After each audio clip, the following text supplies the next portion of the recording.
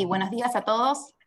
Bienvenidos a la apertura de las jornadas mensuales de Derecho Tributario Internacional que organiza la Comisión de Derecho Tributario Internacional del Centro de Estudios de Derecho Financiero y Derecho Tributario. Estamos muy contentos de arrancar un nuevo año con estas jornadas que la verdad que fueron muy fructuosas el año anterior, con una participación, la verdad, de un auditorio muy completo y muy enriquecedor con las participaciones de todos los expositores. Así que bienvenidos a todos y gracias por acompañarnos.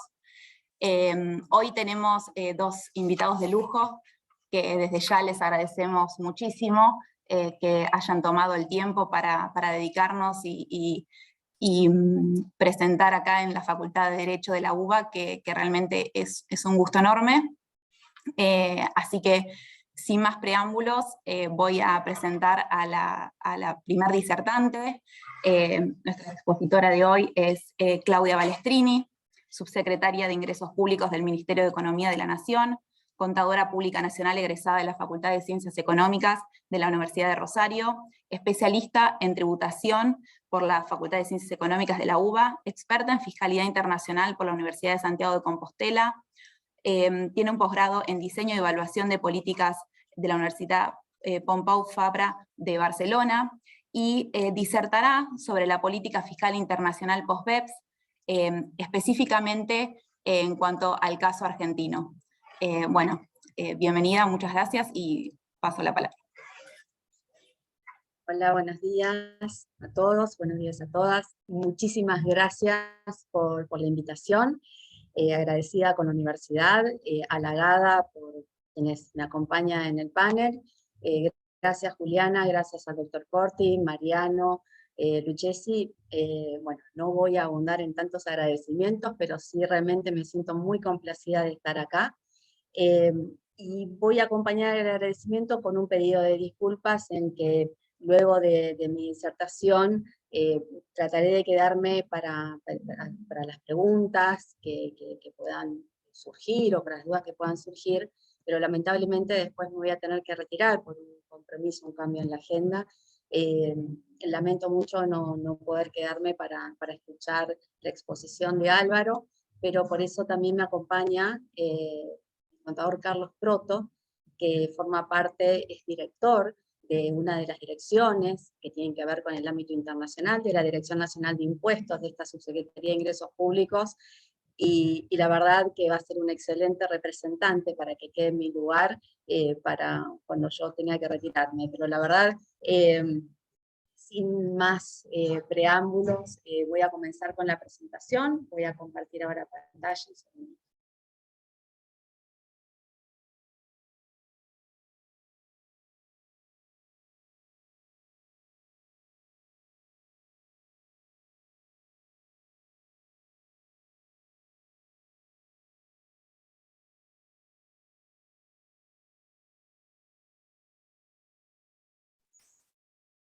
Ahí pueden ver bien, ¿está correcta la presentación? Bueno, buenísimo. ¿Sí?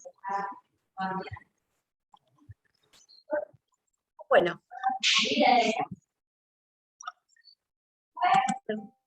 Perdón, no sé si soy yo o estoy escuchando algún sonido de fondo que...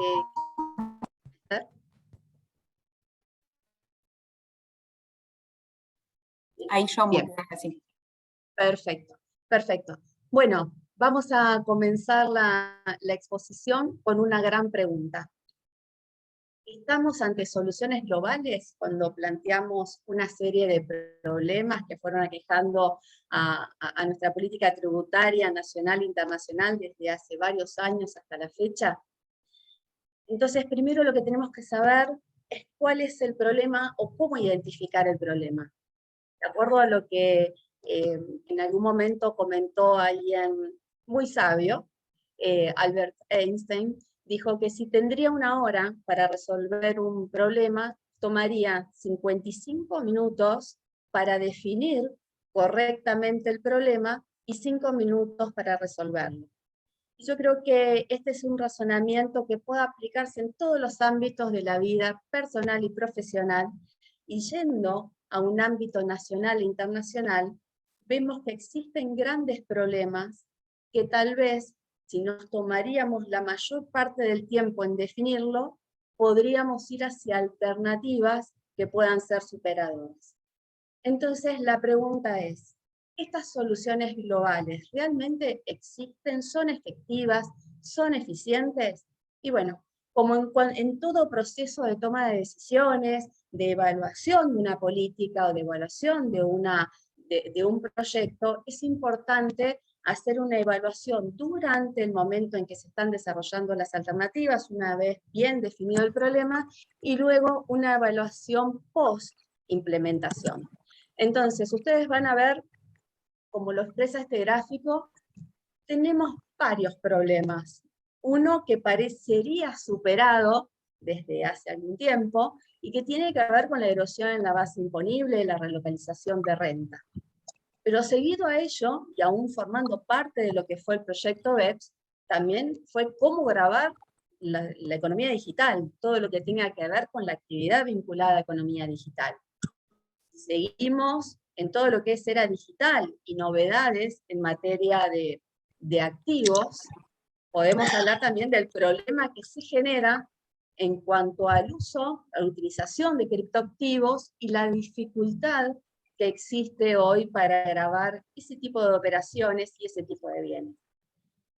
Luego nos vamos a algo mucho más primitivo, que es el problema que hoy existe en cuanto a la emisión de carbono y lo que sería una política fiscal tendiente a reducir el calentamiento global. Entonces, vemos que hay distintas situaciones, distintos problemas que requieren una definición correctísima o lo más cercana a la corrección para que la solución realmente sea la que pueda aplicarse y que pueda cumplir el objetivo. Esta solución tiene que ser una solución global.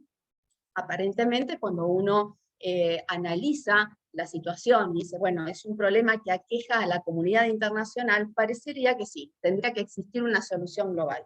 El tema es que para eso se necesitan consensos. Entonces, partiendo de esta pregunta, seguimos con la presentación y vamos a ver qué punto de partida tuvimos, dónde estamos, qué pasa cuando miramos hacia atrás y qué pasa cuando tratamos de estimar hacia adelante la evolución del problema y de la solución. Porque hasta ahora, de lo que nombré, estamos hablando de que ya atacamos un problema que es la erosión en la base imponible a través del proyecto BEPS. Estamos transitando una solución global para economía digital.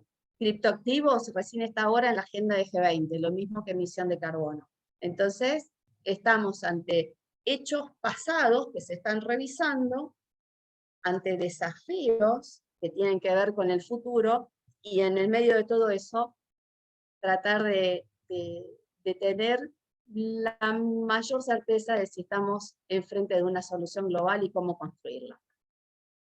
Bien, dicho esto, vamos a comenzar por la primera parte de lo que hablamos de ese círculo, que es el proyecto BEPS, y en lo que ya anunciaron que voy a hablar sobre cómo se internalizó, cuál es el caso argentino.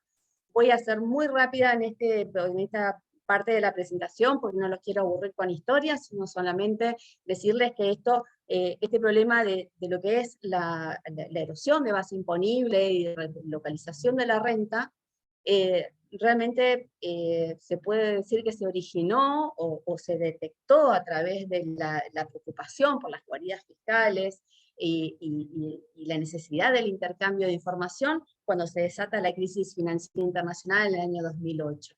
Fíjense que hablamos de 2008 y si hacemos una línea de tiempo, más allá de que ya en ese momento, a través del Foro Global, se hablaba de la cooperación fiscal internacional, de lo que es la detección de ciertas guardias fiscales que tienen que ver con justamente la efectividad del intercambio de información, todo lo que las administraciones tributarias también estuvieron trabajando en ese momento, pero desde 2008 que se detecta este problema, yo creo que comenzó a definirse hasta decir, bueno, ¿a qué solución vamos? ¿El problema cuál era? Es importante, erosión base imponible, relocalización de renta. ¿Hacia dónde se quería ir?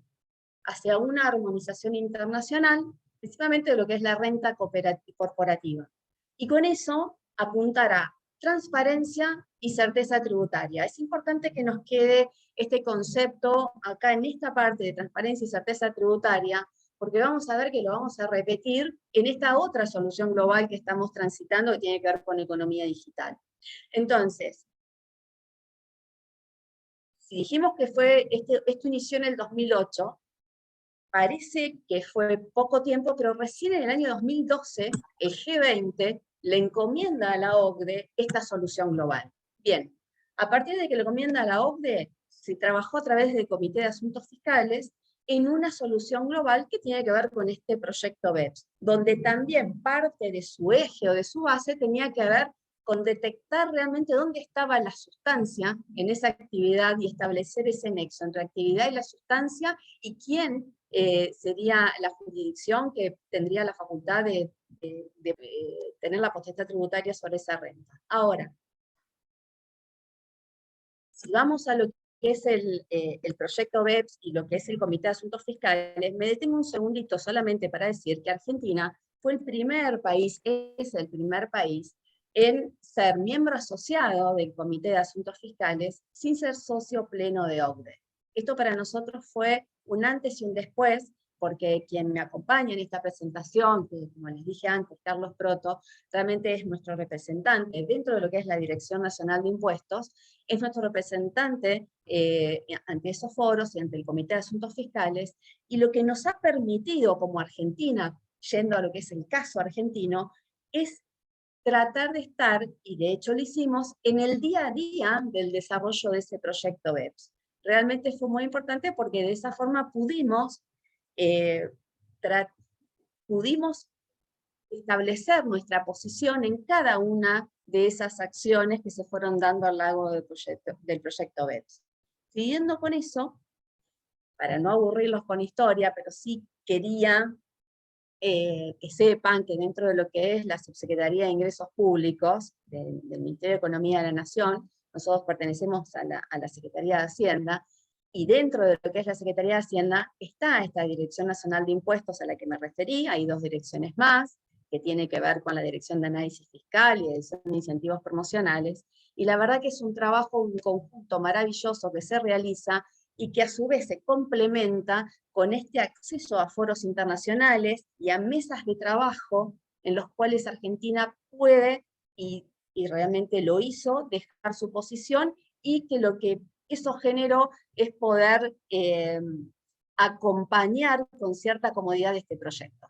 Yendo al caso concreto, dentro de lo que es el proyecto BEPS, en esta primera parte del slide lo que van a ver, cuáles son aquellas acciones que se han adoptado como mínimo estándar, es decir, son obligatorias, generan una revisión de pares luego. En la acción 5, que tiene que ver con las prácticas fiscales nocivas, Argentina participó en forma activa, lo que hizo fue mostrar cuáles son los regímenes promocionales que tenemos a nivel nacional.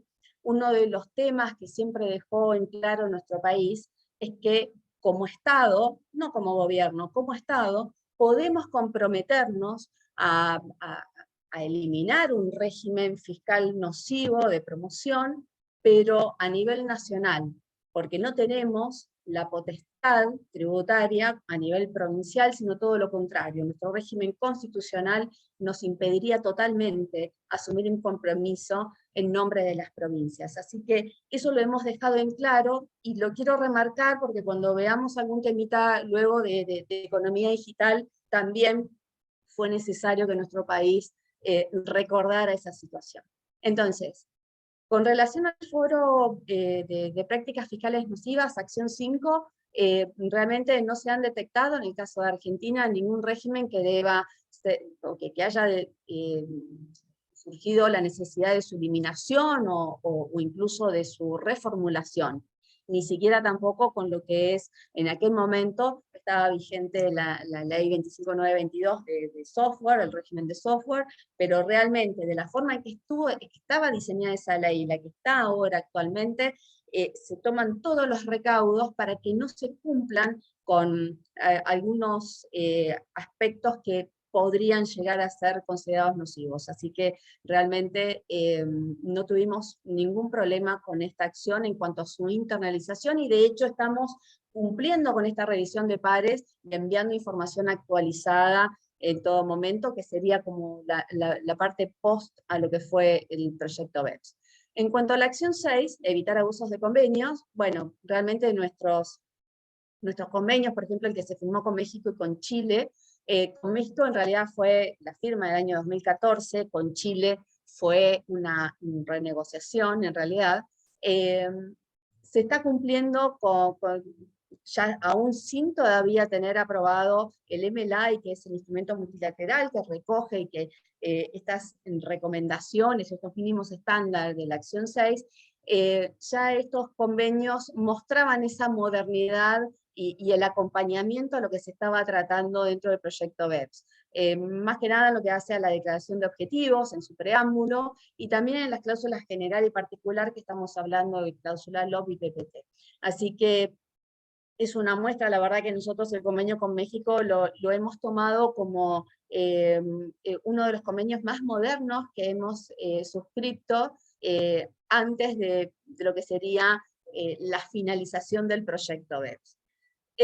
Con relación a la acción 13, que es el intercambio país por país, obviamente es un tema muy específico de administración tributaria, que analiza los riesgos en materia de precios de transferencia, y realmente fue internalizado por AFIP a través de resoluciones generales, y además en la ley de procedimiento en cuanto a un régimen sancionatorio en caso de incumplimiento. Es muy bueno este tema, por eso digo, y relacioné en mi primera slide todos los otros problemas que surgen, porque a medida que uno va trabajando y va participando activamente en cada uno de estos aspectos que generan problemas, sirven a futuro para otros problemas. ¿Por qué lo digo? Porque esta información que la Administración Tributaria recibe, que realmente son de grupos multinacionales que nos dan una muestra representativa de lo que sería la información que se necesita incluso para lo que es la evaluación de impacto de lo que hoy se está discutiendo en economía digital. Entonces, para ver cómo va a impactar Pilar 1, Pilar 2 de economía digital, esta información para nosotros es fundamental. Para no aburrirlos con el último de las acciones que son consideradas como mínimo estándar, me voy a referir a los mecanismos de resolución de controversias. En este caso, también internalizamos, a través de la ley 27430, lo que hicimos es reglamentar lo que es el procedimiento de acuerdo mutuo, pero nuestros convenios realmente receptan todo lo novedoso y los requisitos mínimos que se necesitan para cumplir con el estándar mínimo. Entonces, y a través del MLI, que ya ha pasado todos los dictámenes técnicos favorables, incluido de Cancillería también, supuestamente vamos a estar elevándolo al Congreso para su tratamiento parlamentario a la brevedad. Así que con eso se van a modernizar estos convenios que ahí, a modo de ejemplo, puse el de Bélgica, Italia, Reino Unido. Hay una necesidad de enmienda en el caso de Chile por un tema de prescripción, pero bueno, sería una de las excepciones. En este punto solamente voy a detallar que gracias al trabajo que les comenté hizo Argentina, en este Comité de Asuntos Fiscales, en el seguimiento del proyecto BEPS,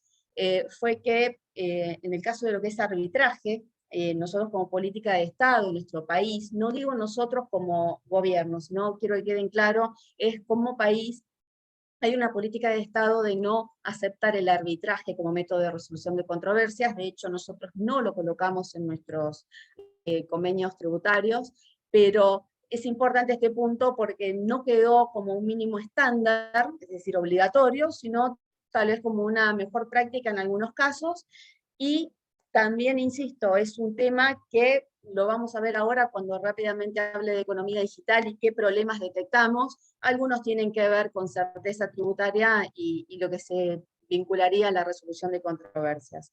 Argentina Yo no sé si esto es un buen dato para transmitir, pero yo entiendo que sí. Nosotros dentro de la Secretaría de Hacienda somos la autoridad competente para que los contribuyentes presenten los procedimientos de acuerdo mutuo, y la verdad que tenemos muy bajo nivel de cantidad de maps que nos han presentado. Les digo que algunos son sobre temas que incluso son novedosos, y al que deberíamos prestar un poco más de atención, porque no están regulados por normas internacionales, sino por soft law, como puede ser el caso de los derechos federativos, en la transferencia de esos derechos federativos de clubes de fútbol con relación a los jugadores. Es un tema para prestar atención, si bien no es un problema que requiere una solución global, de que lo haya nombrado antes, pero sí es un problema para indagar, para estudiar, para analizar, y para que la comunidad internacional también pueda tener un control y una trazabilidad de este tipo de actividades. Bien, ahora, ¿cuáles son las mejores prácticas vinculadas a las otras acciones y de qué manera Argentina fue internalizando? De economía digital, la acción 1, no voy a decir demasiado porque lo voy a nombrar ahora, realmente no se pudo, o sea, quedó muy chica digamos, el espacio y el tiempo y la dedicación muy pequeño para poder tratar un tema tan amplio. Entonces, que sea una acción dentro de un proyecto, realmente no se le estaba dando en ese momento la importancia y la trascendencia que realmente se le dio cuando se empezó a analizar los distintos problemas y subproblemas que surgían en ese análisis. Por eso luego surge lo que vamos a ver luego del análisis propio de lo que es economía digital. En cuanto a instrumentos híbridos, realmente Argentina siempre tuvo cierta comodidad al participar en los foros técnicos para la definición de esta acción 2, teniendo en cuenta que no solo que nuestro país tiene un sistema de retención en la fuente que puede atenuar ciertos efectos de estos instrumentos híbridos, sino que también los ha recogido en los convenios para evitar la doble imposición, no solo desde el punto de vista de la renta por instrumentos híbridos, sino también para las entidades que por su residencia podrían llegar también a tratarse como entidades de características híbridas. No sé si me escuchan bien. ¿Sí? Les pido por favor a los que no estén hablando, por favor, si pueden silenciar los micrófonos. Muchas gracias. Bien, buenísimo, gracias, Elena. Con relación a la acción 3 de transparencia fiscal, también podemos decir que Argentina lo ha internalizado a través de su artículo 130 de la Ley de Impuestos a las Ganancias, teniendo en cuenta que este criterio de transparencia se aplica sobre la base imponible que deben tributar los titulares, accionistas, residentes, cuando lo hacen a través de ciertos vehículos constituidos en el exterior, con lo cual entendemos que a pesar de que no es un mínimo estándar y es una mejor práctica, es decir, no es de cumplimiento obligatorio, sí lo tenemos incorporados en nuestra legislación. Después, en cuanto a evitar la erosión, que es la acción 4, por limitación de interés y otros pagos financieros, también hemos modificado nuestra legislación, teniendo en cuenta la limitación en la deducción del monto de intereses pasivos, teniendo en cuenta el margen de la rentabilidad del grupo económico, ya dejando atrás lo de capitalización exigua. Voy un poquito más rápido, porque en estos casos me remito solamente a internalización en ley interna, ¿no? Bien, con relación a la acción 7, de definición de establecimiento permanente, hemos ampliado el concepto. De hecho, Argentina, a medida que negociaba sus acuerdos para evitar la doble imposición, fue ampliando el concepto de establecimiento permanente, y lo terminó de coronar con la internalización en nuestra legislación, donde se hizo una perfecta simetría en establecimientos permanentes en el país y en el exterior. También hicimos, no lo nombré, pero en lo que es la ampliación a lo que es el establecimiento de servicios, en algunos CDIs que hemos suscrito y que también hemos negociado y están pendientes de aprobación parlamentaria.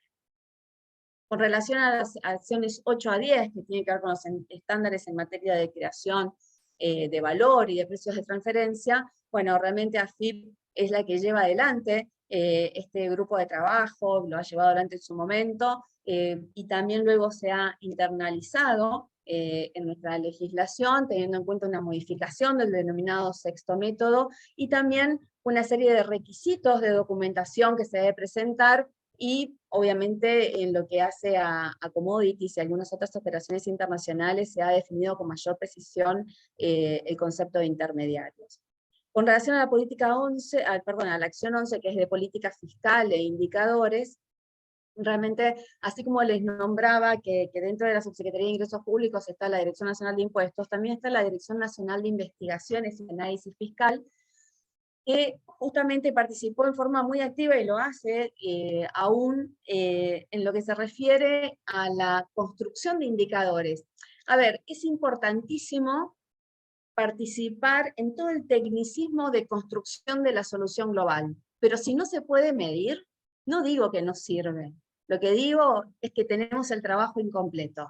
Entonces, esta acción 11 fue fundamental para que se pueda medir luego el impacto. Y de hecho, lo recuerdo y lo recalco de esta manera porque en economía digital sucede algo similar que ya les voy a comentar. Después, con relación a la acción 12, que es la divulgación de esquemas de planificación fiscal, también en este caso AFIP ha hecho alguna internalización sobre los resultados de esa acción en cuanto a los análisis de riesgos a través de una resolución general. Por último, solamente nombrarlo, todos lo deben conocer, el instrumento multilateral que recoge justamente lo que hemos hablado hasta recién, en cuanto a lo que serían el mínimo estándar en materia de convenio, y la verdad es que ese instrumento, si bien fue suscripto en el 2017, ha atravesado a nivel interno una serie hay un expediente que está circulando, ¿no? Pero hay una serie de dictámenes técnicos que fueron necesarios, y bueno, entiendo de que a la brevedad va a estar siendo elevado al Congreso para su tratamiento parlamentario, lo cual nos parece muy auspicioso, y deseamos realmente que así sea en el corto plazo.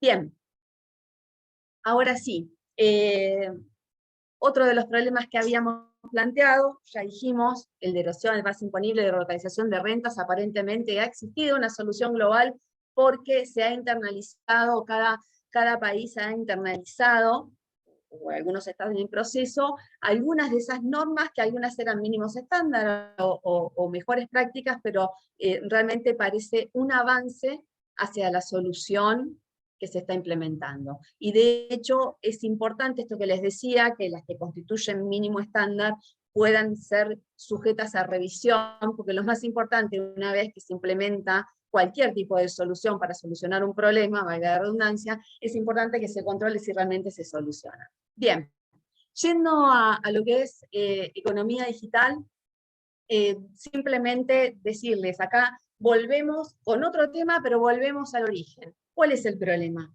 Y el problema es que cómo hace cada país para sujetar a impuestos, a imposición a la renta, este tipo de actividad cuando no hay presencia física. Entonces, ¿cuál sería la solución? ¿Tenemos que estar todos como países, jurisdicciones unidas y con algún intercambio efectivo para que esto suceda? Bien, dentro de lo que es economía digital, también G20 le encomendó a la OCDE elaborar una solución global. Y se habla de pilares 1, pilares 2. Entonces, cuando uno habla o se refiere a un pilar, y más en el marco de decir, pretender dar una solución, uno piensa en un cimiento, en una base, en un eje, una columna, algo sólido, una estructura que permita cumplir el objetivo.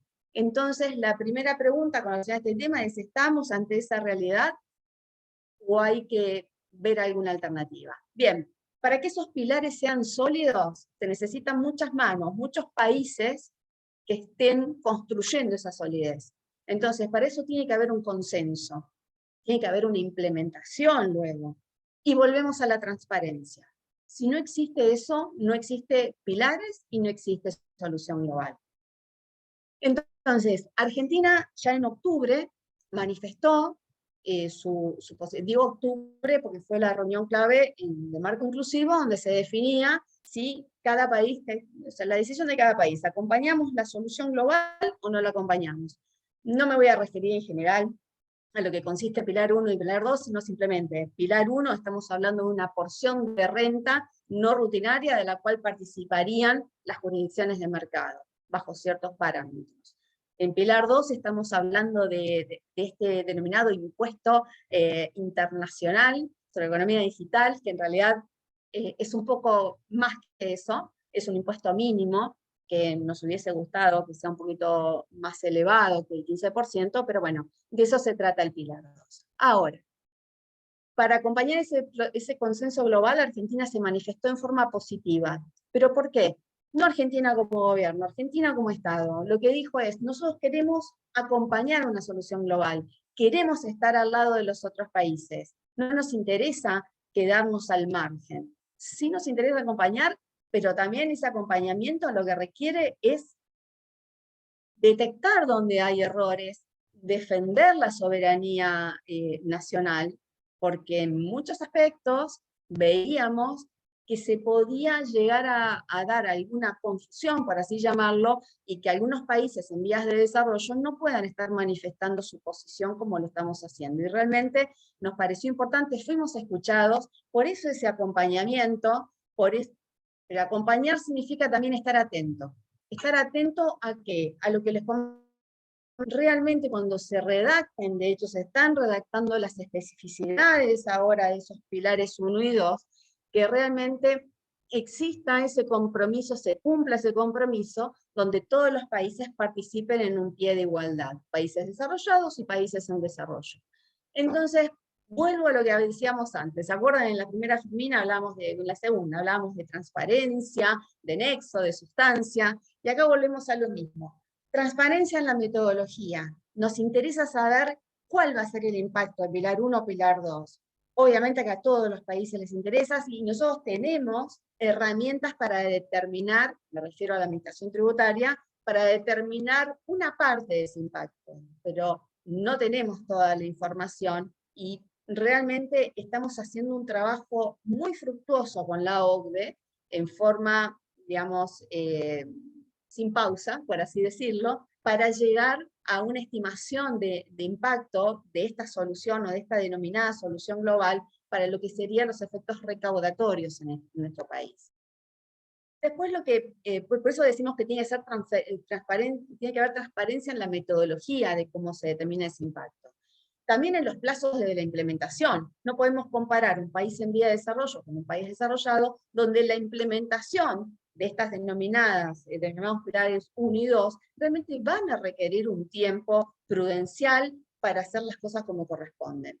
Y después un instrumento multilateral que va a recoger los aspectos bien técnicos del Pilar 1, que sea consensuado y equilibrado. Equilibrado me refiero a lo que decía antes, que tanto países en desarrollo como desarrollados puedan participar en un pie de igualdad. ¿Por qué digo? Aquí tenemos distintos temas que para Argentina los hemos levantado como aspectos que queremos que nuestra posición quede reflejada, más allá que en octubre ya hay un statement que define las grandes bases, ¿sí? Pero bueno, estamos participando activamente en la discusión técnica, por ejemplo, con relación a lo que es certeza tributaria, que ahí está relacionado con lo que veíamos antes en la acción 14 de BEPS, en cuanto a cómo se resuelve una controversia, cómo se van a conformar los paneles de revisión y de determinación. Entonces, tiene que haber una participación activa de los países en vías de desarrollo, así como lo hacen los desarrollados. Es necesario de que se defina con precisión cómo se van a elegir esos paneles para poder llegar al objetivo, que es la certeza tributaria. Las medidas unilaterales tienen que ver cuáles son las medidas unilaterales que se deberían eliminar. ¿Qué quiere decir? Bueno, llegamos a una solución global donde te dicen, Pilar 1, tenemos una porción de la renta porque somos jurisdicción de mercado de una determinada actividad de un grupo multinacional. Perfecto. Ahora, ¿qué medidas unilaterales debo eliminar como país?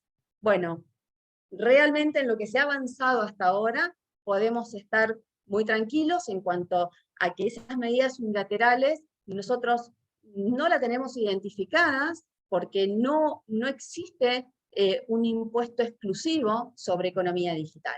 y los que están, o cualquier medida que esté relacionada con el impuesto a las ganancias, está incluido dentro de lo que es nuestra legislación interna, así que vamos a seguir atentos porque todavía no está terminado de redactar lo que serían los aspectos más específicos de cuáles son y que el tiempo de eliminación de esas medidas, pero estamos convencidos que el sistema de retenciones de impuesto a las ganancias que hoy tiene Argentina es totalmente compatible con este esquema. Sin nombrarles que acá también es, y por eso les dije, en algún momento les voy a hacer la aclaración, desde el punto de vista de niveles de gobierno, también hicimos la aclaración, sentamos nuestra posición y recordamos lo que hicimos para el Foro de Prácticas Fiscales Nocivas, diciendo que nosotros como Estado nos podemos comprometer a nivel nacional, pero no en lo que tiene que ver con la potestad de las provincias. Bien, ahora voy a ir un poquito más rápido, porque me está sonando el celular y no sé si es que me quieren decir que me queda poco tiempo. Mejor no lo miro. Ok, si no son ustedes, entonces no miro quién me está mandando los mensajes. A ver, lo que decíamos recién, estamos transitando, a diferencia de lo que es BEPS, acá todavía no se cerró la solución global. Entonces, lo que decimos es importante la evaluación ongoing, porque hay tres tipos de evaluaciones: la ex antes, la evaluación ongoing y la evaluación post. Es necesario hacer las tres, porque si no, no tiene sentido y corremos el riesgo de equivocarnos. Entonces, ¿para qué nos sirve la evaluación posterior o de implementación? Para ver si nos equivocamos en algo. Entonces, lo que nosotros hemos sugerido desde nuestro país es que en ese instrumento multilateral también se incorpore una necesidad de revisión. Nadie puede ser tan soberbio para decir que no se puede equivocar. Entonces, siempre hay que mirar hacia atrás. En cuanto a los pilares de la economía digital, ahí vuelvo y les hago otra pregunta. Después de lo que dije, ¿estamos hablando de pilares que tienen un cimiento, que tienen una estructura sólida, o va a haber que hacer un nuevo análisis? Falta un poco de tiempo para tener esa respuesta, así que me aceptaré la invitación cuando la respuesta esté. Bien, solamente nombrarles, así como les nombré en su momento el tema de criptoactivos, pues, a ver, uno habla de economía digital, de todo lo que es el avance de la tecnología, que es maravilloso, habla de criptoactivos, que parece que estamos hablando de algo inusual y cada vez es más usual y forman parte más de nuestra vida diaria. Entonces, ¿qué pasa? Surge este tema que está en las antípodas, porque estamos hablando de recursos naturales. Entonces, si vamos a un tema de cambio climático y de lo que genera eso en nuestra sociedad, donde hasta puede haber escasez de alimentos, entonces uno piensa, me estoy preocupando por la economía digital. Y sí, nos tenemos que preocupar de las dos cosas. Nos tenemos que preocupar y ocupar, detectar el problema realmente dónde está. Y acá es otro. Lo traigo a colación no solamente porque forma parte de la agenda de G20 de Indonesia, con presencia de Indonesia, sino porque acá no hay un problema que no sabemos cómo grabar. Acá el problema es otro, acá hay un problema de calentamiento global y se podría llegar a utilizar como complemento de otras políticas públicas lo que sería la política fiscal. ¿Sí? Entonces acá la definición del problema es distinta. Bien, hago unas reflexiones finales y bueno, lo que tengo que decir recién, estábamos diciendo, estamos en las antípodas en cuanto a cuáles son los problemas que detectamos. Por un lado, recursos naturales, por otro lado, digitalización. Entonces, si nos ponemos de uno de los lados donde decimos, bueno, tenemos BEPS, imposición de la economía digital, criptoactivos, tenemos un problema, ¿habrá una solución global? Yo creo que sí, yo creo que nos tenemos que poner de acuerdo. Ahora, traigo a colación a Steve Jobs, que trae algunas reflexiones que son interesantes. ¿Por qué? Porque siempre habló de la simplicidad. Entonces, ¿realmente esta solución global de economía digital, pilar 1 y pilar 2, es simple? No. Si hay algo que no tiene, es simplicidad. Entonces, ahí uno puede reflexionar y decir, ¿y si vemos el 12B de ONU, qué pasaría? ¿No sería mucho más simplificado? Y la verdad que es muy tentador. Y realmente se ha analizado. Ahora, no hay que dejar nunca de lado ninguna propuesta que puede ser superadora. Nosotros tenemos un compromiso, estamos acompañando este consenso global, y lo vamos a seguir haciendo en la medida que nuestro país sea respetado como tal, en cuanto al que así está haciendo. La verdad que estamos trabajando de muy buena forma con OCDE, nos sentimos muy cómodos en esos foros porque realmente han tenido en cuenta la opinión argentina. Ahora, cuando voy a la simplicidad, sabemos que ese requisito no lo cumple. Y esto que voy a decir no a lo que no aporta valor. Es imprescindible decir que no cuando uno recibe una propuesta.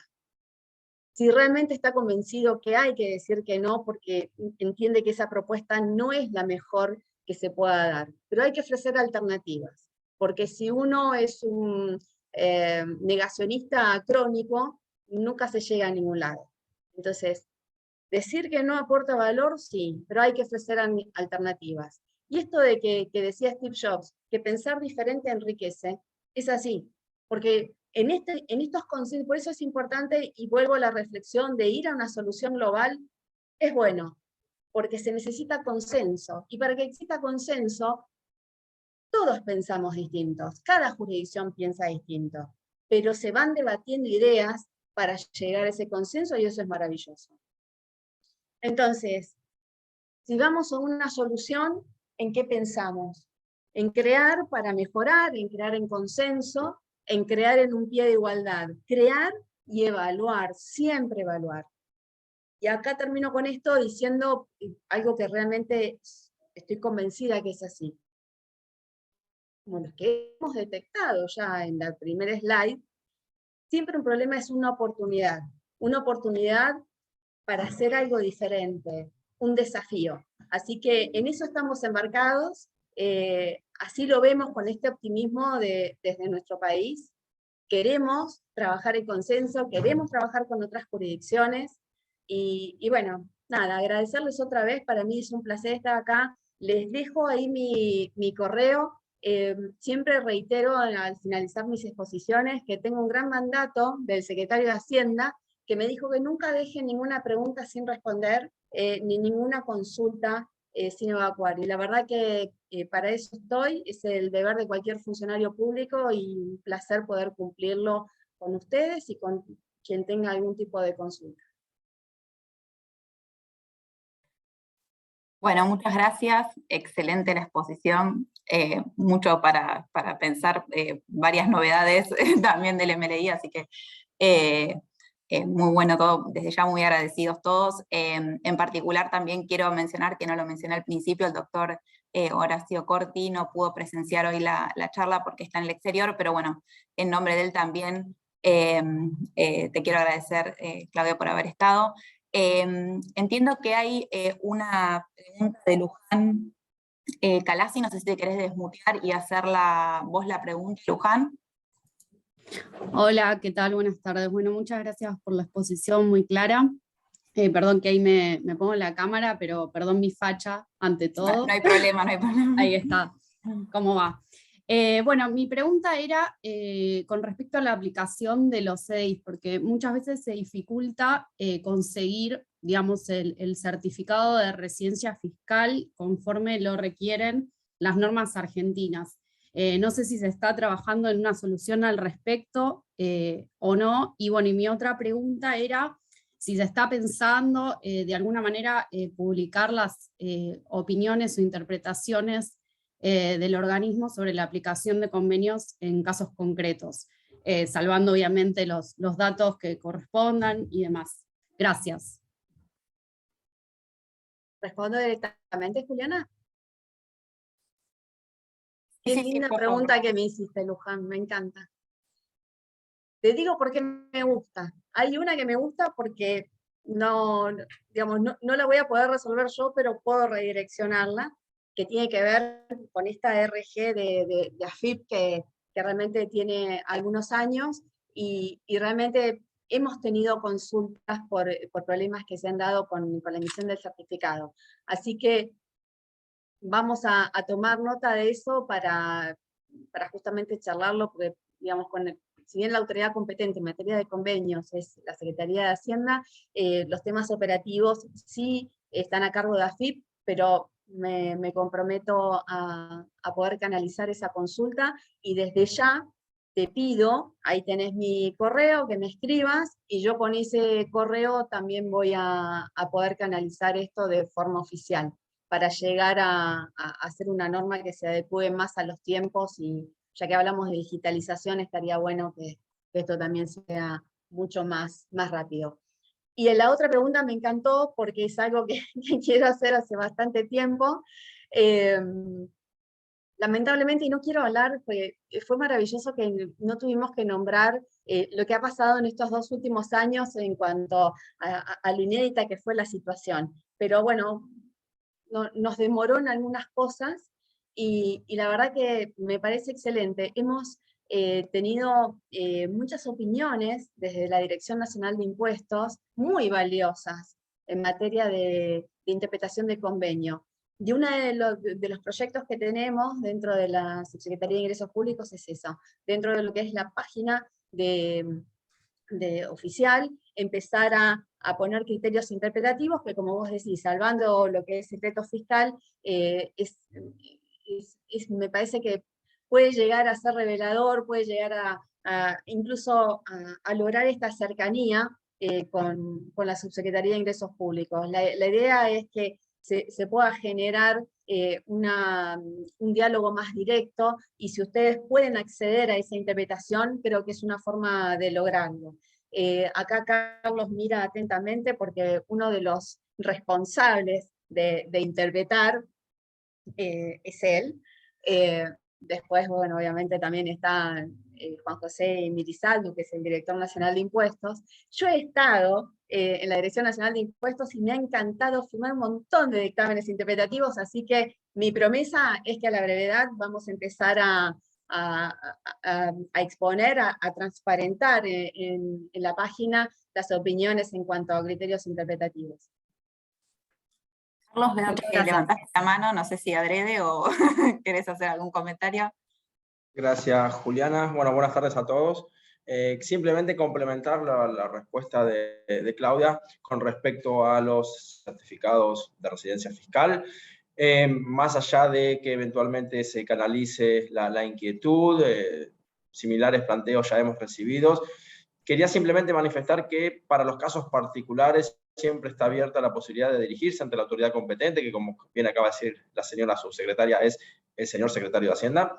Planteen la situación y ahí seguramente la autoridad competente responda acerca de la necesidad o no de cumplir con ciertos requisitos previstos en esa resolución. Ya se ha hecho en el pasado, se ha expedido respecto de la aplicabilidad del convenio cuando se demuestre la residencia fiscal en el país con el cual la Argentina ha firmado un convenio, de acuerdo a los estándares que maneje la autoridad competente de ese otro país, sin que necesariamente se cumplan con esas exigencias en la RG 3497, si no recuerdo mal el número.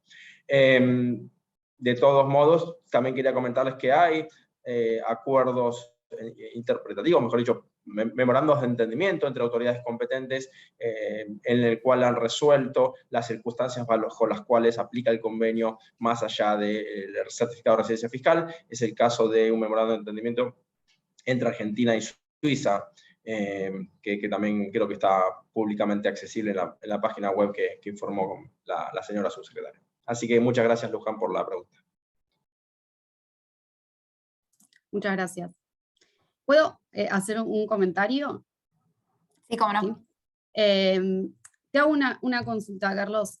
Cuando vos hablas de dirigirnos al subsecretario para consultar si con la documentación que tenemos puede ser de aplicación en el convenio, ¿esto qué sería? ¿Un mail, una presentación formal? Digo por los tiempos, ¿no? Porque cuando uno tiene que aplicar un convenio, en general, no sé, necesita sacar un pago rápido o así.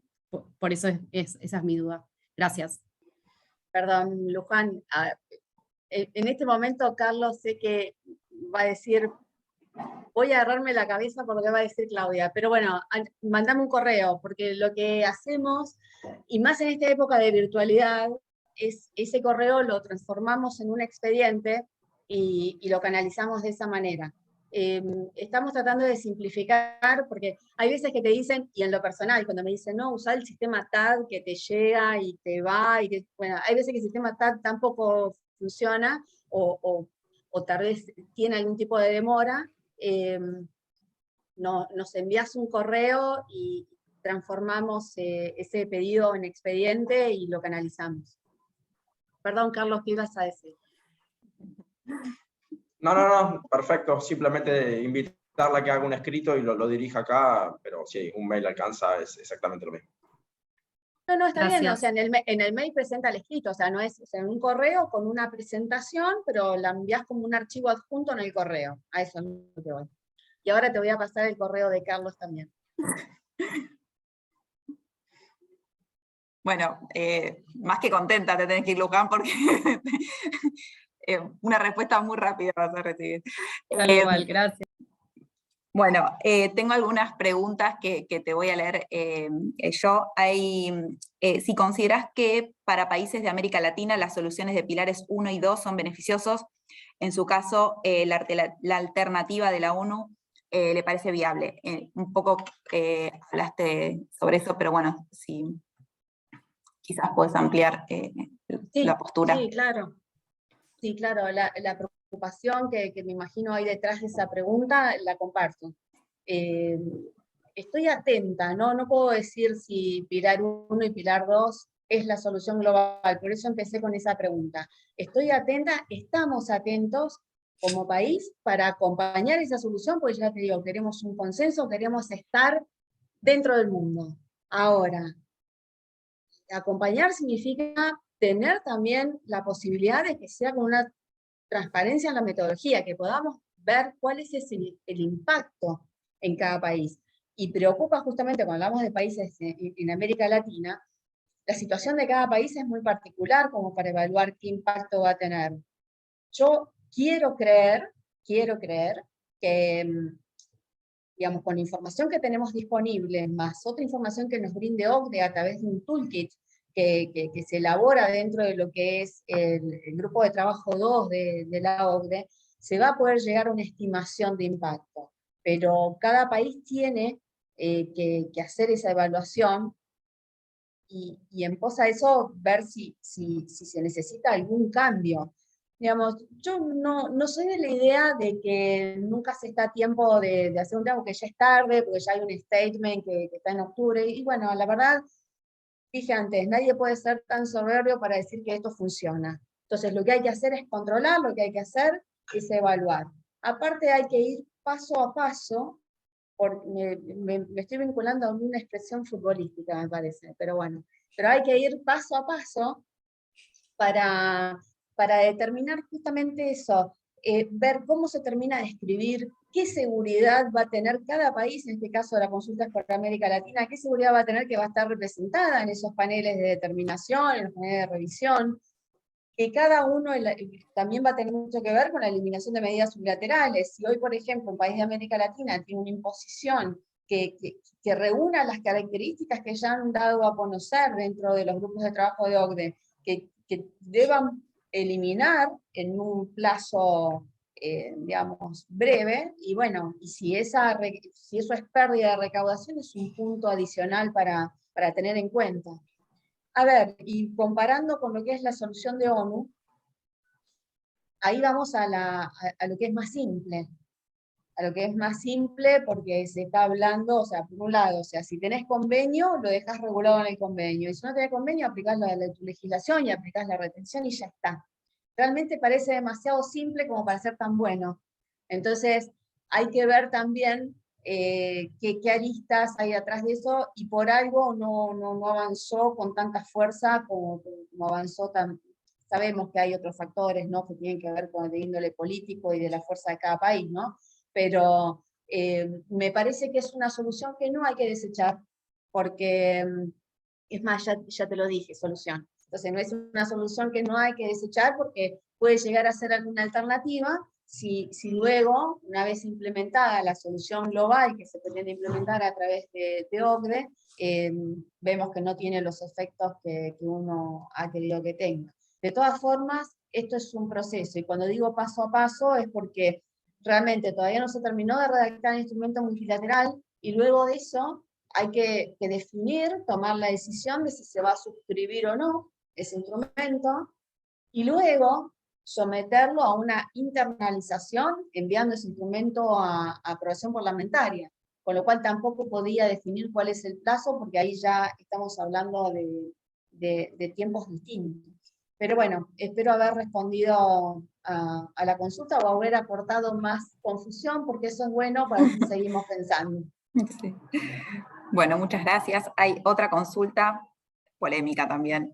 ¿Ve necesidad de replantear la implementación de la acción 12 en base a las cautelares que están surgiendo en base al secreto profesional? A esa la va a responder Carlos. No. A ver, ¿qué decir? Si uno lee de la forma que se implementó, primero decir que yo no la hice. No fui quien redactó esa norma, eso fue potestad de la Administración Tributaria, pero sí reconocer que el contenido de esa norma elaborada por AFIP no difiere de lo que se establece en la acción 12. Entonces, tenemos que separar el análisis y lo que motiva la presentación de estas medidas cautelares que han salido a favor. Pero desde el punto de vista técnico no podemos decir que se aparte de lo que dice la acción 12. Ahora sí, Carlos, mirá que ya eso lo dije, así que decime si querés agregar algo más.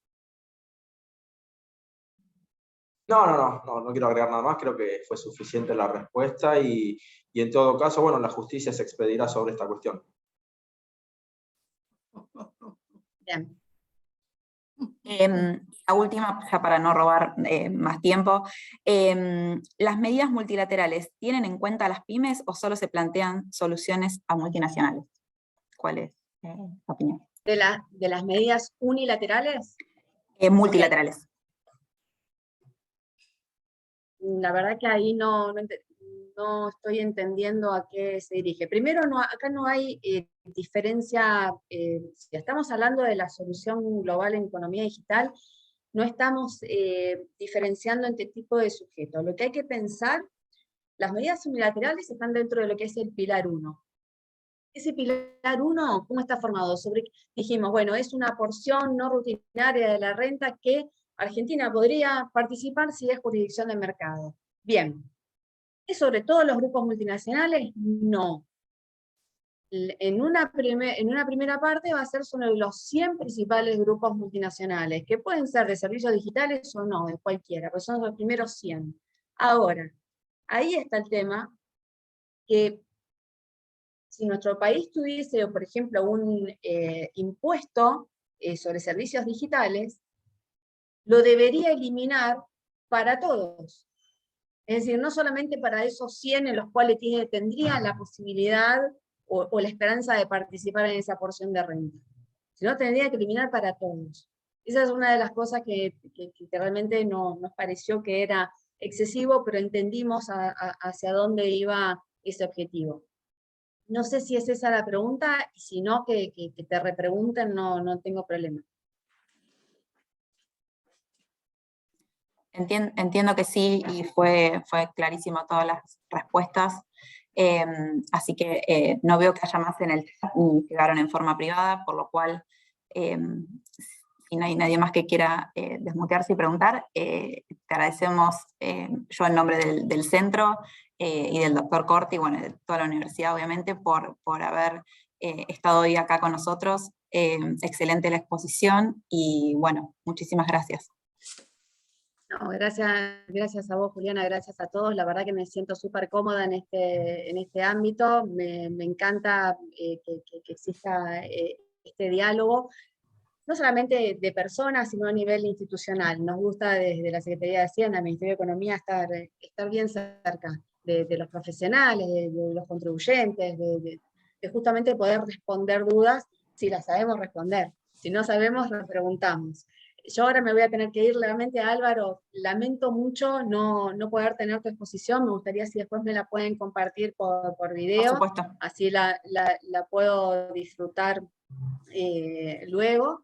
Y bueno, ya lo dije, se queda Carlos Proto en mi lugar, que voy a estar excelentemente representada, y a él sí, después cuando termine la exposición de Álvaro, si le quieren hacer alguna pregunta puntual, no hay problema, y tiene que quedar grabado si hace alguna crítica a la subsecretaria. Les Bueno, mando muchísimas gracias. Muchas gracias. un cariño grande. Gracias a ustedes. Gracias.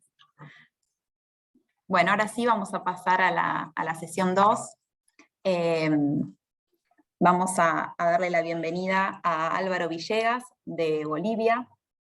Es socio de Villegas, Aldasosa y Asociados, sociedad civil.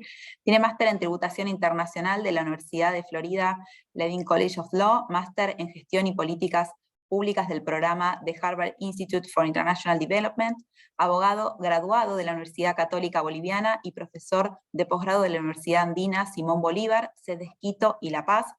Fue miembro de la comisión redactora del actual Código Tributario Boliviano, Ley 2492, del capítulo financiero de la Ley Marco de Autonomías, y fue consultor de Fonplata para la reforma tributaria boliviana. Fundó el capítulo Bolivia de la International Fiscal Association, IFA Bolivia, y fue su primer presidente.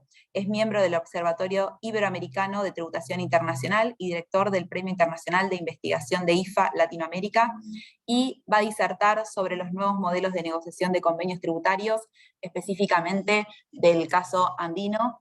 Nuevamente, Álvaro, muchas gracias por acompañarnos. Te paso la palabra.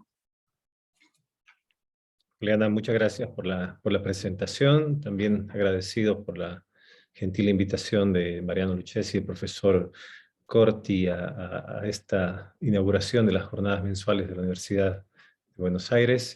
También complacido de haber compartido, aunque sea unos momentos, con Claudia, y ahora a partir de eso con Carlos Proto también, para poder tal vez discutir algo sobre este tema que lo vemos en común en la región. Como comentabas, yo he preparado una presentación que tiene que ver más específica o concentrada en el tema de la jornada, que es más, o digamos, concentrada en la negociación, o la necesidad de renegociar los convenios en el marco de la nueva arquitectura que se presenta en la era post-BEPS.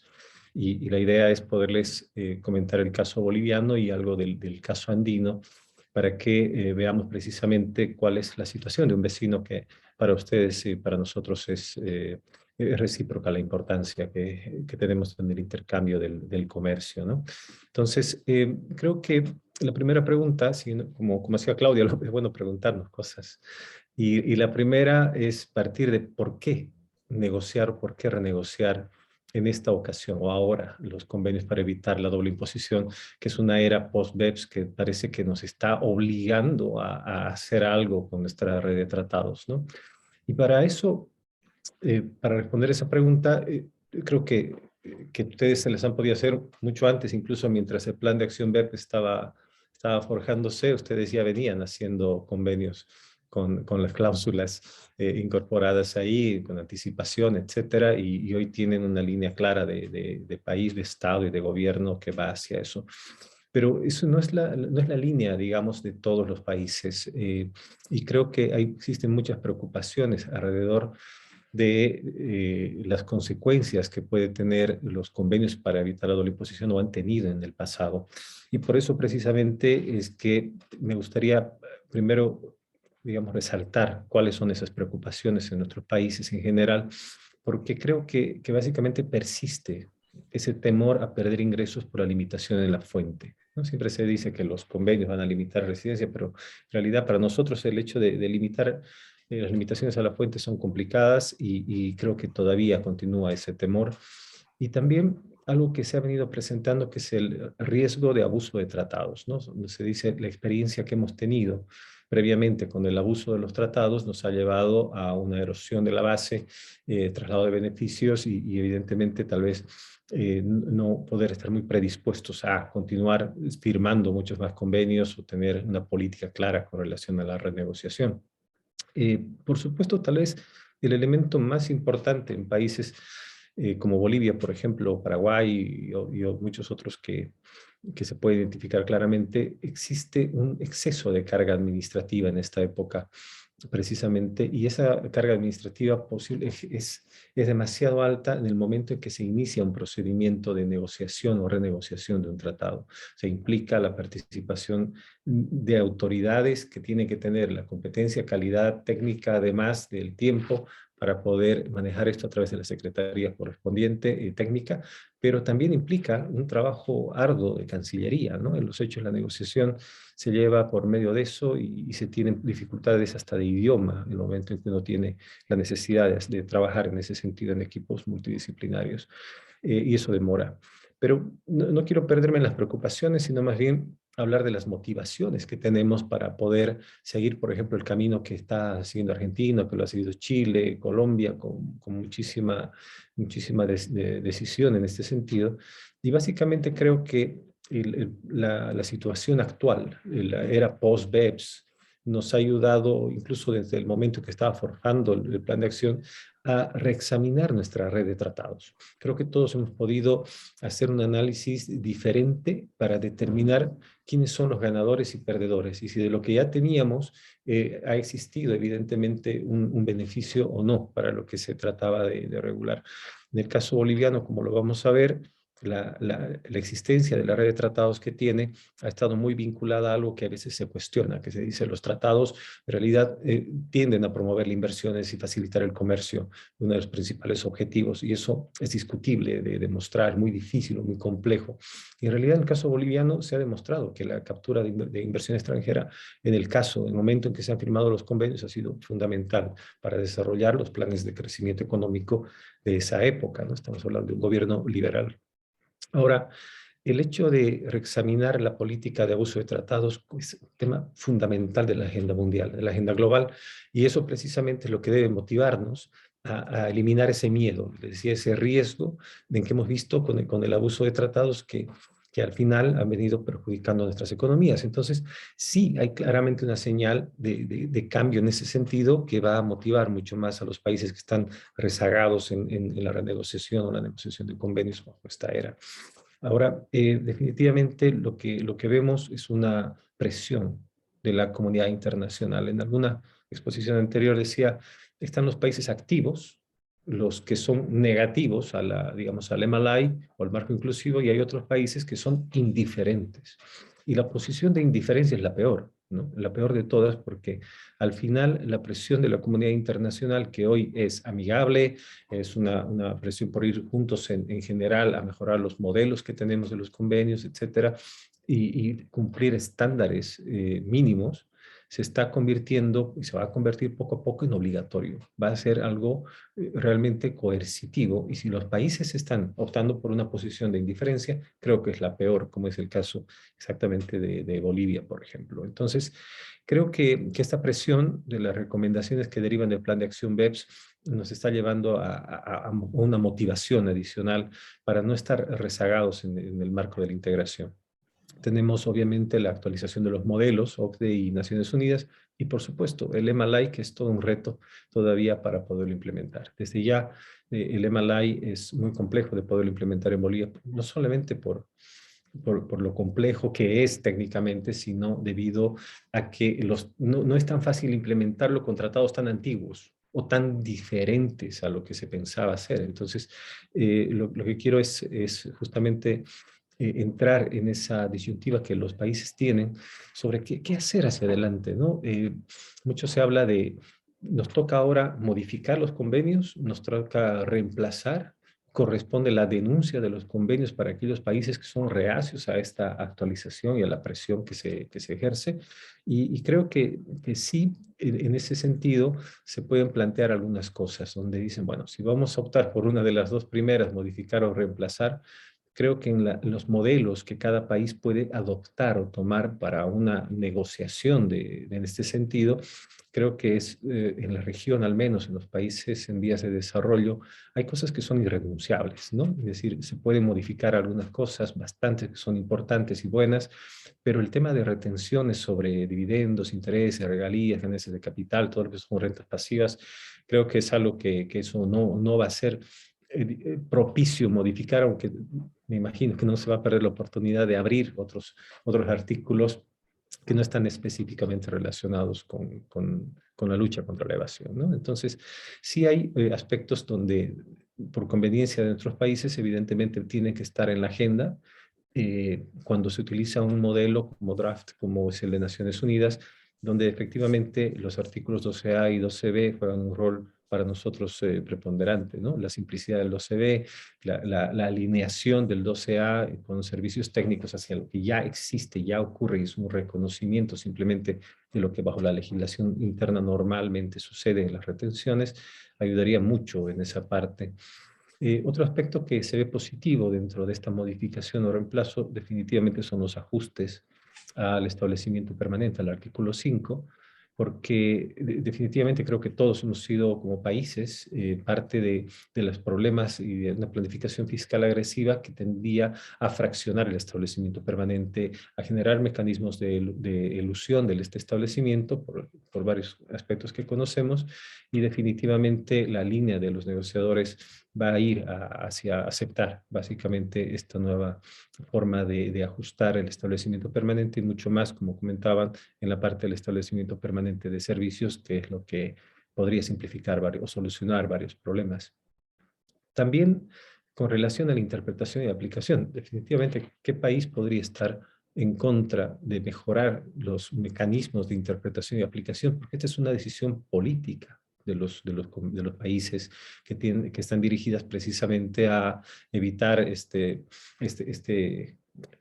digamos, este problema de la elusión fiscal, y lo que hemos visto es que son medidas también agresivas, ¿no? Cuando hablamos de límites a la planificación agresiva, nos encontramos en que las cláusulas que se están definiendo o incorporando nos están generando márgenes de seguridad no aceptables, o que generan también medidas que pueden llegar a ser muy agresivas para los contribuyentes. La línea planteada por el concepto mismo de planificación agresiva, indefinido en sí, nos pone frente a esto, pero desde el punto de vista de los países, definitivamente optar por una cláusula PPT o LOB o combinada va a ser algo inobjetable, ¿no? Además, con la tradición de LOB que tenemos casi todos los países, ¿no? De incorporar la PPT, el reconocimiento de la aplicación de la cláusula general antiabuso interna, además, y todos los problemas que genera, pero bueno, temas solucionados a partir de 2003 que son importantes. Se ha tocado también en la exposición de Claudia la parte de actualización del MAP, ¿no?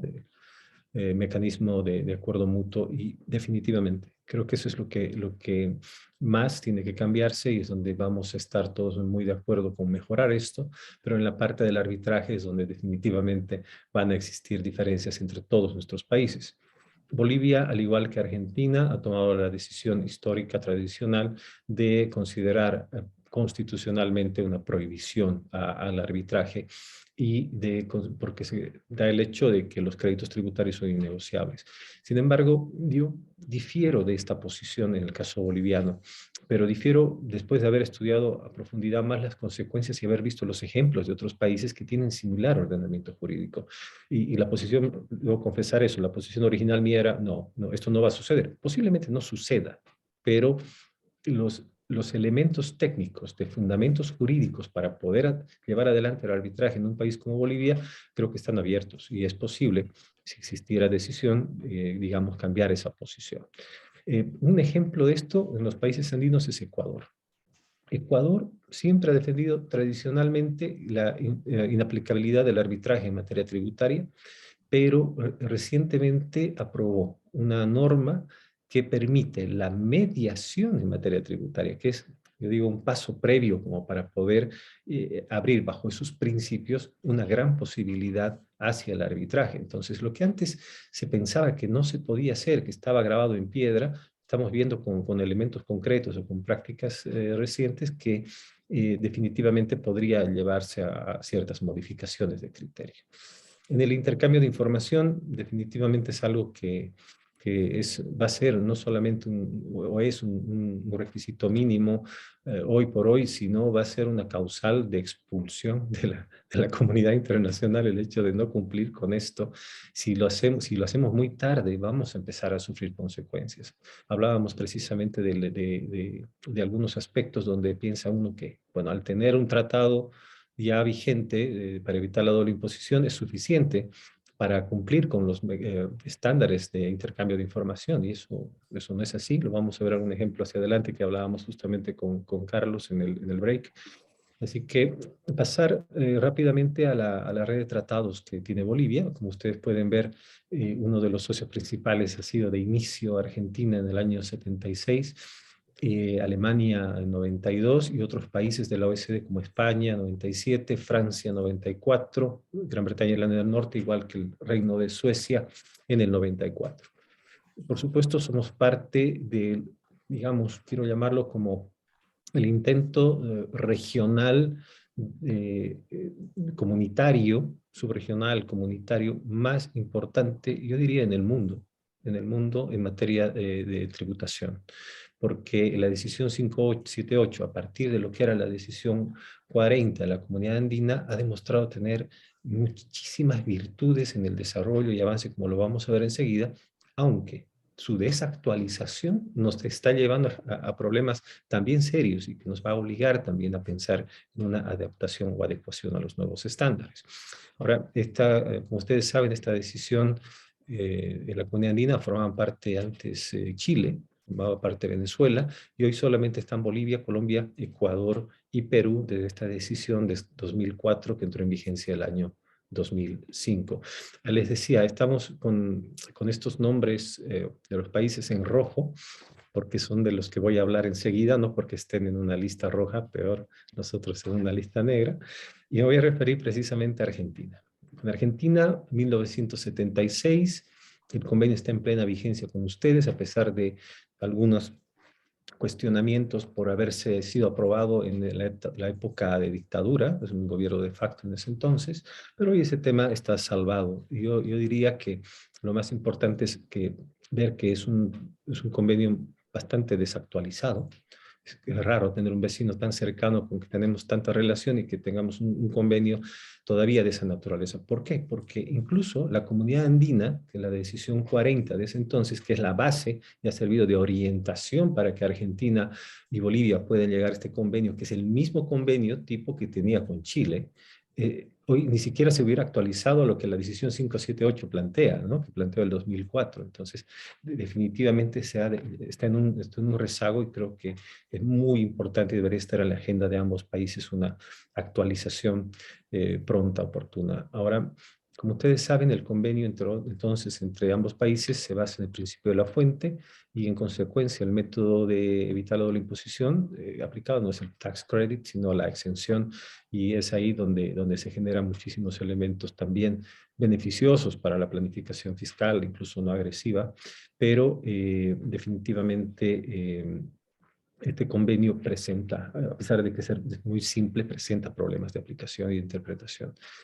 Sí llama la atención que teniendo un convenio, unos estándares que en su momento eran admitidos, únicos, Bolivia continúe, me dicen, en la lista negra de Argentina. Yo he visto justamente la incorporación de Bolivia, creo, en el año 2020, hace un par de años.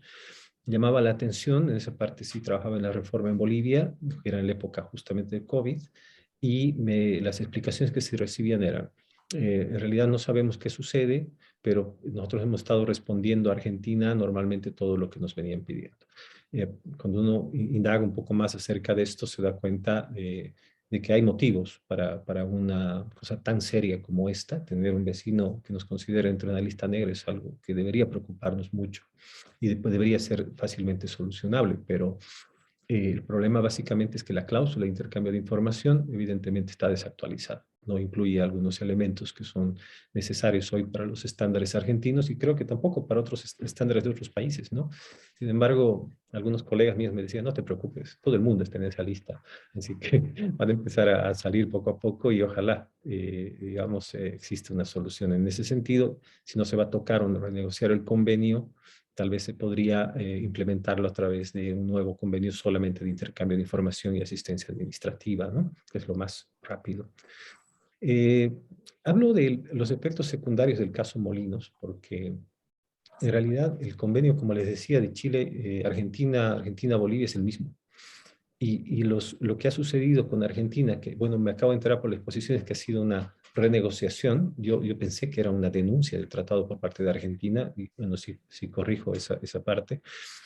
Pero definitivamente, si bien Bolivia no está en el caso de ofrecer, o en la situación de ofrecer sociedades, plataformas, holdings para beneficios tributarios en función de la distribución de dividendos, puede haber algunos efectos secundarios de esto, porque si se deja un tratado como este así de abierto, definitivamente hay un riesgo de que el día de mañana Bolivia abra una sociedad plataforma, como las que existen en general, y el hueco se va a presentar y se va a abrir ahí con el mismo problema, y va a venir la necesidad de modificar el convenio inmediatamente, porque no cumple con los estándares. Y ojo, de hecho, tenemos jurisprudencia que es contraria al caso Molinos. En el caso de una petrolera que es del grupo Amoco, que tiene el convenio o pidió los beneficios del convenio con Suecia sobre dividendos, donde Bolivia no debería gravar la remesa o el pago de dividendos, y tienen también un trato preferente en Suecia. En esta sentencia, la Corte Suprema llegó a una decisión diferente al caso Molinos. Es decir, llegó a indicar que a pesar de haber existido sociedades interpuestas, a pesar de haber existido planificación fiscal, que sí se la reconoce como un derecho, en realidad se ha cumplido estrictamente con la cláusula de limitación de beneficios, con Participation Exemption, que está, de hecho, legitimando los beneficios del tratado. En consecuencia, en mérito al principio pacta sunt servanda, la Corte Suprema entiende que Bolivia no puede alegar en la utilización de cláusulas internas para poder quitar o para desconocer los beneficios del tratado que ha sido acordado con Suecia. Entonces es un caso interesantísimo, obviamente es anterior al caso Molinos, pero que ya nos está marcando una diferencia. Necesitamos modificar el convenio con Argentina para que no haya problemas en el futuro asociados a lo que ha pasado con Molinos, ¿no? Y bueno, cuando nos dicen qué modelo vamos a utilizar para la negociación o renegociación, tal vez para los que no están familiarizados con cómo se hace una negociación de tratados, lo primero que sucede es que el país que envía una carta de invitación a renegociar esto, y claro lo sabe mucho mejor que yo y le puedo explicar con más detalle, lo primero que se hace es manden su modelo, ¿no? Y dice, bueno, ¿y qué modelo? ¿Qué modelo voy a mandar si no? O sea, tengo posiciones, pero no tengo un modelo. Claro, en realidad es una especie de draft, de borrador, sobre el cual uno tiene que elegir. Entonces, si uno va a decidir, ya tenemos un convenio con Argentina basado en la fuente, lo mejor es que Bolivia plantee que el modelo sea la decisión 578. Pero sabemos los problemas que existen y lo más probable es que terminemos pidiendo como modelo inicial de discusión el modelo de Naciones Unidas por las ventajas que tiene, que ya las había comentado.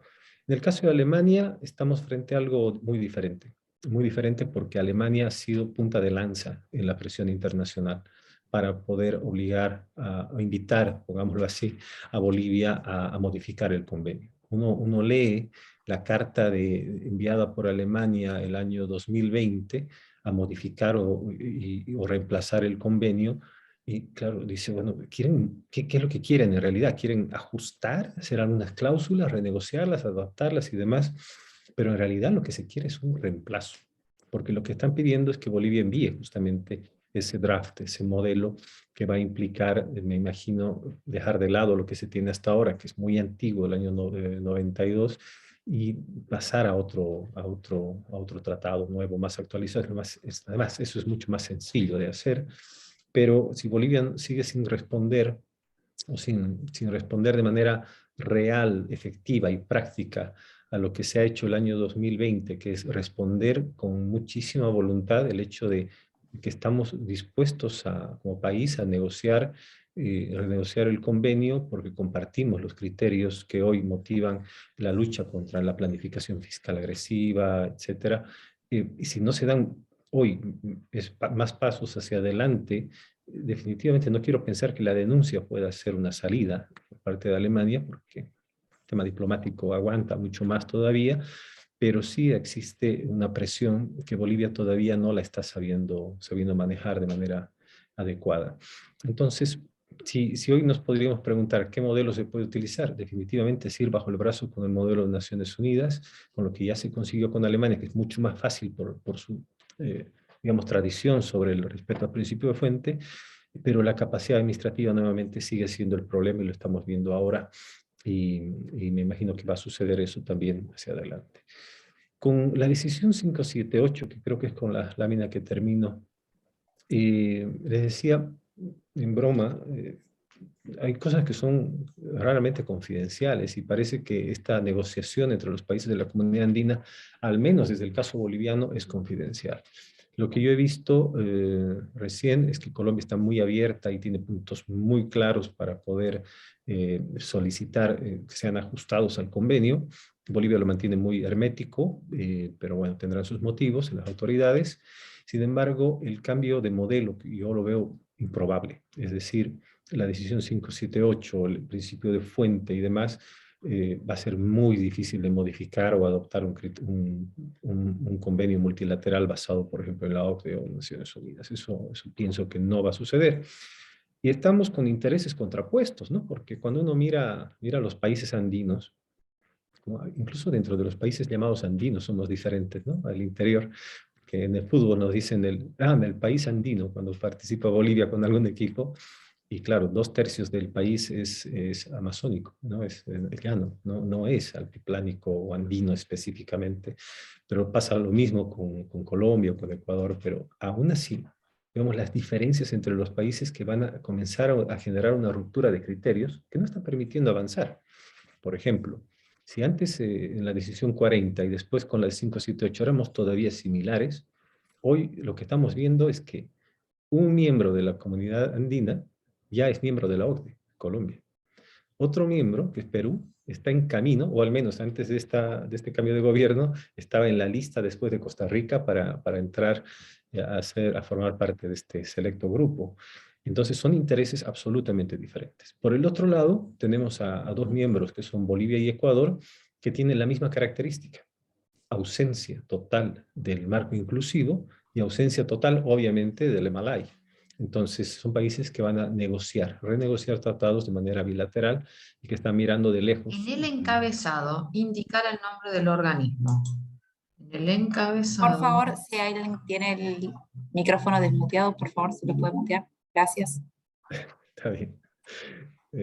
Gracias. Y bueno, ¿qué más viene? El tema de arbitraje. Cuando decimos, bueno, vamos a mejorar nuestro MAP, podemos incorporar arbitraje, pero en el caso de la comunidad andina sucede una cosa muy interesante. Cuando les decía, es un ejemplo muy interesante de integración subregional, es que en la comunidad andina, si ustedes no saben, existe un tribunal de justicia, tribunal andino cuyas decisiones son vinculantes. Y en materia tributaria se aplica una interpretación prejudicial en ese sentido.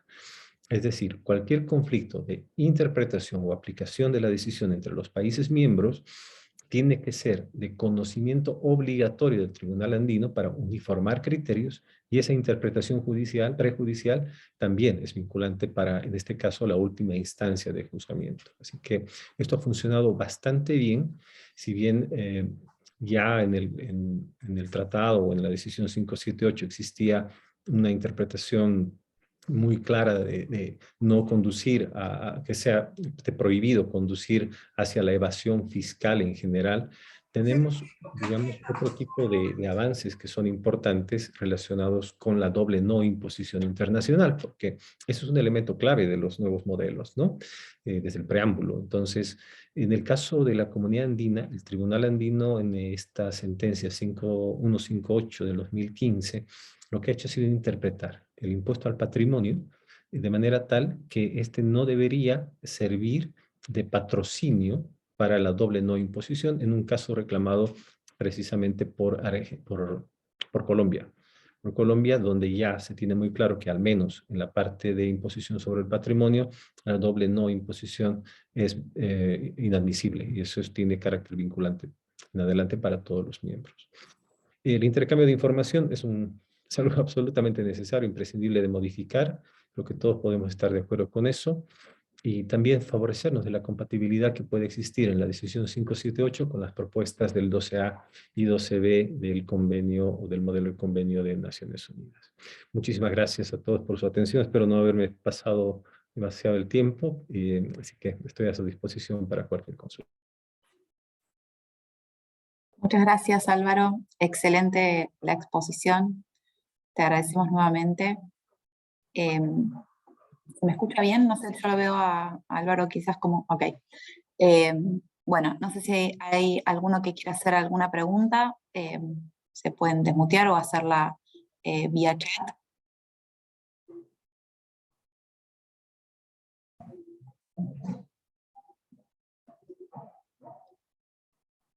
Bueno, creo que no hay. Vos, Carlos, veo que tenés la mano levantada. ¿Querés hacer Buenas algún tardes. aporte? Sí. Sí, ¿Puedo hacer una pregunta, por favor? sí, ¿cómo es tu nombre? Jesús. Jesús, adelante, sí. Sí. Álvaro, ¿qué tal? Buenas tardes. Qué gusto. Tengo una pregunta. En el caso peruano, si es que está justamente con este gobierno en el tema de llegar o ser parte de la OCDE, ¿qué lineamientos en realidad debería seguir para tener una renegociación adecuada? Yo diría unos lineamientos más que todo, porque el gobierno peruano en sus estándares, en la adecuación de los estándares a la OCDE, en realidad no lo ha hecho tan bien, ¿no? Que digamos. Entonces, ¿qué estructura, qué lineamientos debería formularse para que llegue al fin y no quede en el intento, ¿no? Quería escuchar eso, tus aportes respecto a ello, por favor.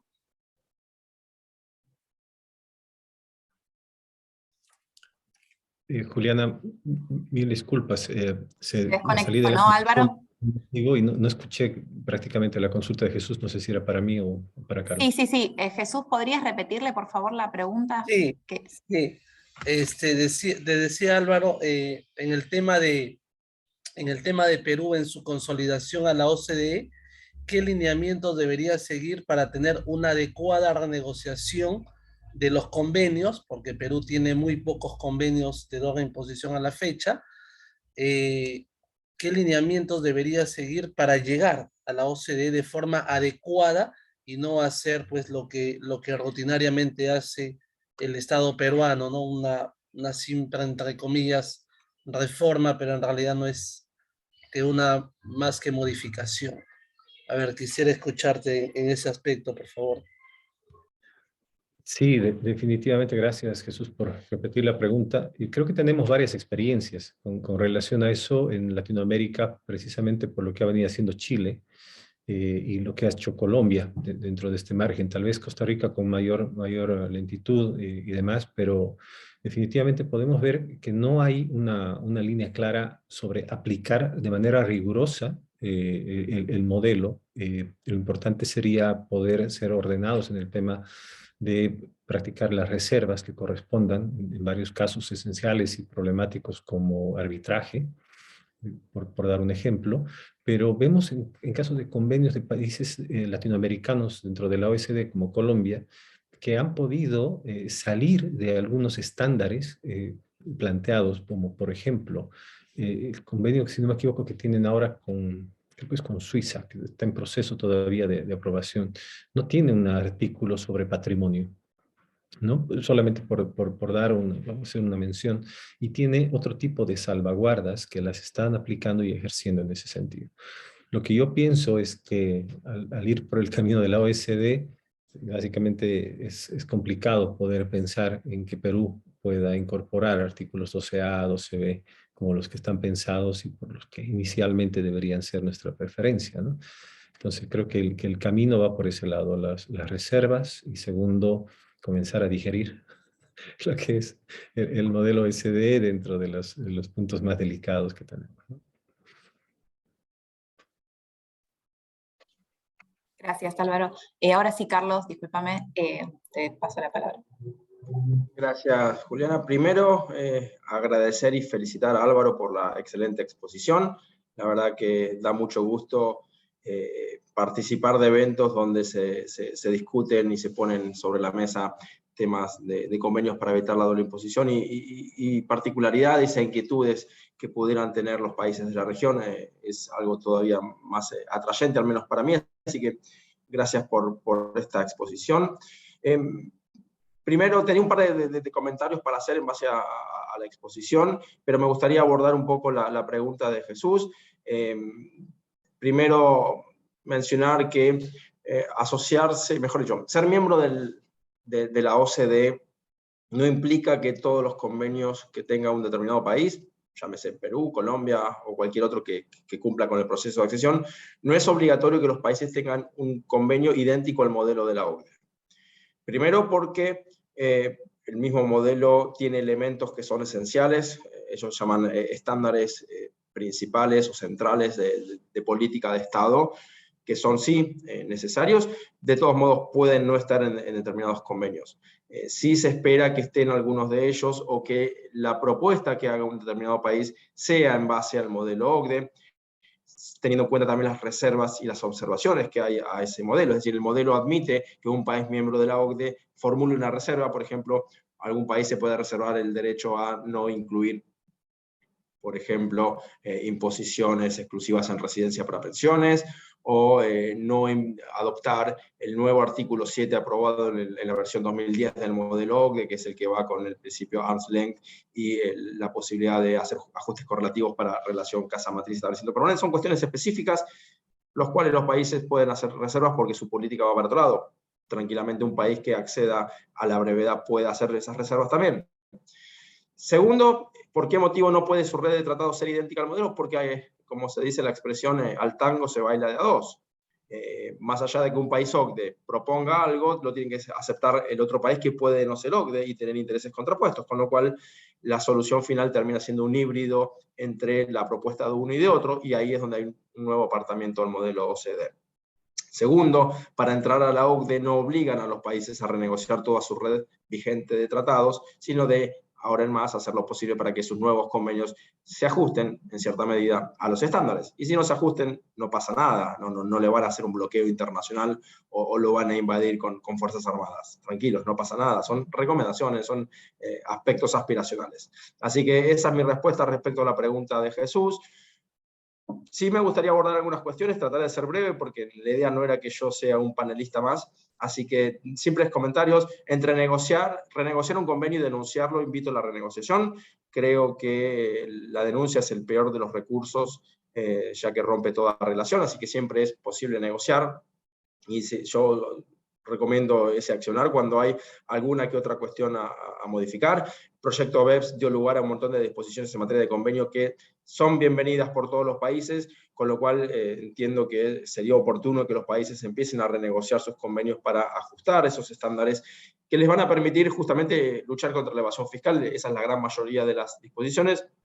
Y cuando ya no cumplieren, acercar el procedimiento de acuerdo mutuo de los convenios a algo más eficiente y que no dé lugar a decisiones arbitrales por parte de las administraciones tributarias, que siempre el contribuyente tenga el recurso de considerar que una acción del fisco, un ajuste, puede haber sido contrario al convenio, y entonces dejar la posibilidad de que ese procedimiento esté siempre al alcance del contribuyente. Esa es la acción 14, las modificaciones, no son modificaciones al artículo 25, porque ya el estándar viene así desde el año 2005 en más, pero sí una invitación a que los países renegocien sus convenios cuando se apartan de ese criterio para que recepten el criterio del artículo 25 y tengan un procedimiento de acuerdo mutuo.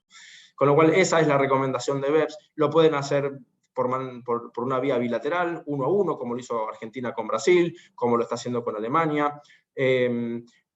Entiendo que cualquier otro país, Bolivia, podría emprender el mismo camino. La red tributaria de Bolivia no parece muy amplia. No sugiero el MLI, ¿sí? Iría por una vía bilateral, pero hay un riesgo, el riesgo que detectaba Álvaro, que es el de que pidan algo a cambio. Sí, te doy BEPS, pero bájame la retención en la fuente para las regalías, por ejemplo, o para los intereses.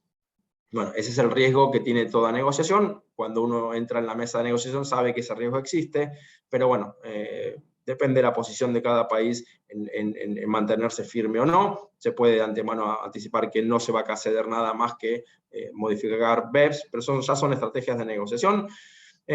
Otro comentario que quería hacer es respecto del convenio con Argentina. Coincido, está muy desactualizado. Soy uno de los principales interesados en que ese convenio se renegocie para que sea más actual.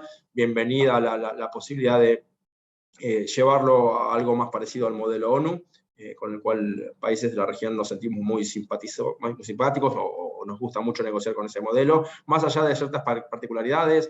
Recién hablaba de la asistencia técnica, bueno, ahora hay un artículo 12A, hay un artículo 12B, veremos qué pasa en el futuro si alguien lo negocia o no. A diferencia del 12A ya estaba implementándose porque algunos países lo definíamos la asistencia técnica como regalía, otros no, pero bueno, ya existía. El 12B es algo novedoso, trata de hacer frente a la solución global o una oposición a la solución global propuesta desde la OCDE. Ya nos habló de ello Claudia, así que no voy a mencionar. Sí, como coautor del artículo 12B me daría mucha pena que la solución global vaya para otro lado y no se quede con algo simple de implementar, sobre todo en países de la región que la retención en las fuentes es algo que tenemos bien asimilado. Así que nada, me encantaría renegociar el convenio con Bolivia y ver qué podemos lograr. Para ello sería bueno que las autoridades políticas se pongan de acuerdo. Muy interesante lo que planteas respecto de la decisión 578. La veo muy incompatible con las políticas de negociación de los países. Los últimos convenios que negoció Ecuador, Colombia y Perú se apartan muchísimo de la decisión 578. Es un criterio fuente, muchos países ya graban la renta mundial, no solamente la territorial, con lo cual entiendo yo que no satisfacería y daría lugar a nula imposición. Es el riesgo que vio Argentina en el caso Molinos, y es lo que intentó de alguna manera evitar la Corte al pronunciarse en ese fallo, diciendo que bueno, el sujeto interpuesto a los meros fines de gozar de la nula imposición parece abusivo. Esa es la conclusión. Desconozco el fallo recaído sobre Amaco en Bolivia, me encantaría leerlo. Pero bueno, hay que leer hechos y circunstancias, no un caso es replicable a otro, hay que ver si existía una sustancia, si había una razón de ser de la sociedad interpuesta, que sería la beneficiaria efectiva de los dividendos. Bueno, habría que ver todo eso. Hay un montón de aportes, no son doctrinarios, son comentarios al artículo 29 del modelo de la OCDE, que da ejemplos de bajo qué circunstancias es adecuado considerar que el propósito principal para una serie de transacciones, llámese interponer una sociedad, fue a los meros fines de beneficiarse del convenio y por lo tanto debe ser denegado el beneficio. Esa es la regla PPT de la que hablaba Álvaro. Bueno, veamos la ilustración de esos ejemplos, a ver si todo el mundo coincide en esa interpretación. En el caso de que Bolivia no coincida con eso, bueno, está invitado como todo país no miembro de la OCDE a formular sus posiciones y apartarse de la interpretación recaída en los comentarios del artículo 29 para decir, miren, Bolivia interpreta este artículo de una manera distinta y bajo esta circunstancia no es posible denegar los beneficios porque considera que no hay abuso. Sería fantástico, así llevamos certidumbre a todo el mundo sobre cómo se comporta cada país y que se ve obligado el Ejecutivo a seguir los pronunciamientos judiciales de otro órgano. Así que, nada, esos son mis comentarios. Dispuesto a seguir debatiendo estos temas porque la verdad que me apasionan y mucho y enriquecen a todo el mundo. Muchas gracias por el tiempo. Gracias, Carlos. Gracias por tus aportes. No sé si hay alguien más que tenga alguna pregunta. Si no, vamos a dar el cierre a esta jornada. La verdad que fue muy enriquecedora. Gracias a los expositores, gracias Álvaro. Y Carlos, obviamente, también por tu participación. Les agradecemos a todos en nombre del centro. Los esperamos la próxima jornada, que va a ser el 11 de mayo. El tema a disertar va a ser los nuevos modelos de negociación de convenios tributarios en la era de la economía digital, con dos expositores, Natalia Quiñones Cruz de Colombia y Pablo Majú de Chile. Así que cada vez más interacción en toda América Latina, así que los esperamos. Y bueno, muchas gracias a todos.